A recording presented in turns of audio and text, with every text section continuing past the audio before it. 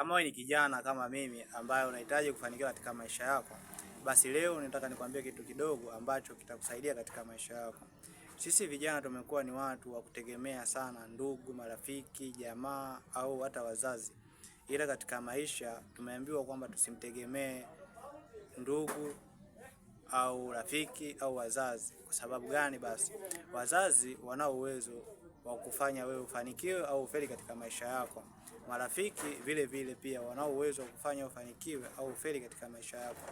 Basi leo nataka nikwambie kitu kimoja.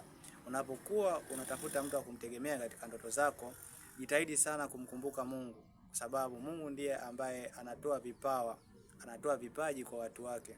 Jitahidi sana kumkumbuka Mungu kwa sababu Mungu ndiye chanzo halisi cha ndoto ambazo wewe uko nazo. Anao uwezo, anao nguvu ya kufanya ufike pale ambako unatamani kufika. Jitegemee Mungu kwa sababu yeye ndiye anayejua destination yako ni ipi. Kumbuka kwamba ukimtegemea ndugu utakufa maskini. Jitahidi leo, kuanzia leo, jifahamu wewe ni nani. Jitahidi kujiunganisha wewe na Mungu. Uijue sauti yako wewe na Mungu. Na ndoto zako zitatimia siku moja na utafika pale ambapo unatamani kufika au ambako Mungu alipanga wewe ufike katika maisha yako. Usitegemee watu.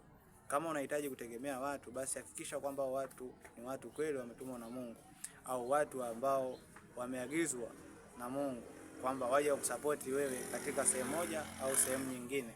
Ila hakikisha kwamba usitegemea watu sana zaidi ya 100%, kwa sababu Mungu anao uwezo wa kuondoa watu na ukabaki wewe mwenyewe binafsi. Na endapo utakuwa unategemea watu, ni rahisi sana kupotea, kwa sababu muda mwingine watu wanaingiwa na pepo, wanaingiwa na watu na vitu visivyokuwa vinafaa. Kwa hiyo leo unaweza kwenda kumpa ushauri, ukapewa ushauri mzuri, na ukasema kweli huyu mtu ana moyo wa kutusaidia, ila hujui katika moyo wake kuna vitu gani ambavyo anapambana navyo. Leo atakwambia ushauri mzuri, kesho kwa sababu ushamzoea na kukwambia kwamba ufanye vitu fulani vitakusaidia na umekuwa ukifanya unafaidika, siku hiyo unaenda unaomba ushauri, ujue mwenzako yupo katika hali gani, anao uwezo wa kukuambia bwana fanya kitu fulani, ili kukomoa tu kwamba ameshachoka kukuona katika ukienda kwake yeye kwamba msaada kila wakati. Kwa hiyo kuanzia leo, kama ni kijana, jitahidi sana kumtegemea Mungu. Ifahamu sauti ya Mungu wako, ifahamu mtu ambaye alikufanya wewe ukawa duniani, na uifahamu sauti yake kwa undani zaidi, kwa sababu sio kila sauti utakayoisikia ni sauti ya Mungu.